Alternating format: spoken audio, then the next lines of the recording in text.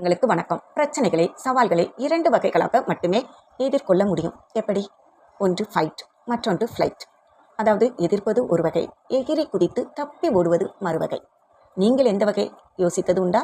இந்த சவால்களை சந்தித்து முறியடிப்பது மூலமே நாம் ஜீவிக்கிறோம். எனவே எகிரி குதித்தோடும் கோழைத்தனத்தை விட எதிர்த்து போராடும் துணிவும் தெளிவுமே நம்மை வாழ வைக்கிறது. அதற்காக அசட்டுத்தனமாக எதிர்த்து போராடும் மூர்க்கத்தனமும் கூடாது. ஆனால் வாழ்வில் சவால்களை சம்மதத்துடன் ஏற்கும் கம்பீரம் நமக்கு வேண்டும். 70-80 வயது வரை உயிர் வாழ்ந்தால் கூட சிலர் 30-40 வயதிலே செத்து போகிறார்கள். எப்படி? சவால்களை எதிர்கொள்ள மறுக்கும் அந்த கணமே மனிதன் செத்துவிட்டதாக அர்த்தம். இதையே பெர்னார்ட் ஷா சில மனிதர்கள் இறப்பிற்கும் புதைப்பிற்கும் மத்தியில் 30-40 வருடங்களை கடந்து விடுகின்றன என்று கேலி செய்கிறார். வாழ்விலிருந்து விலகி ஓடும் மனிதர்களை விட எதிர்த்து நின்று போராடும் மனிதர்கள்தான் உன்னதமான இடம் பெறுகிறார்கள்.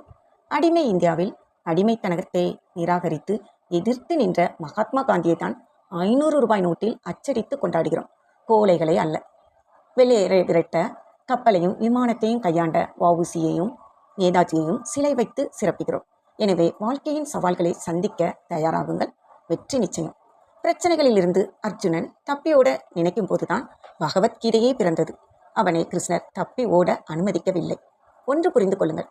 சந்திக்கப்பட வேண்டிய சவால்களை அடையாளம் காண்பதும் அவற்றை துணிவுடன் எதிர்கொள்ள தீர்மானிப்பதும் வெற்றி பாதையின் பாதி தூரம்.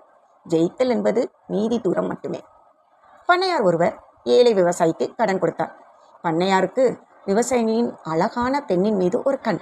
அவளை அடைய சூழ்ச்சி செய்து விவசாயியின் கடனை கொடு அல்லது பெண்ணை எனக்கு கொடு என்று நச்சரித்தார். மாரியம்மன் கோயிலில் சீட்டு போட்டு பார்ப்போம் என்றார். விவசாயியின் மகளுக்கு பண்ணையார் வஞ்சனை புரிந்தது. அவர் 2 சீட்டும் திருமணம் செய்ய வேண்டும் என்றுதான் எழுதுவார் என்று முடிவு கட்டினார். கோவிலில் ஊரே திரண்டது. பண்ணையார் சீட்டை குலுக்கி போட ஒரு சீட்டை லவக்கென்று விவசாயின் மகள் சாப்பிட்டு விட்டார்.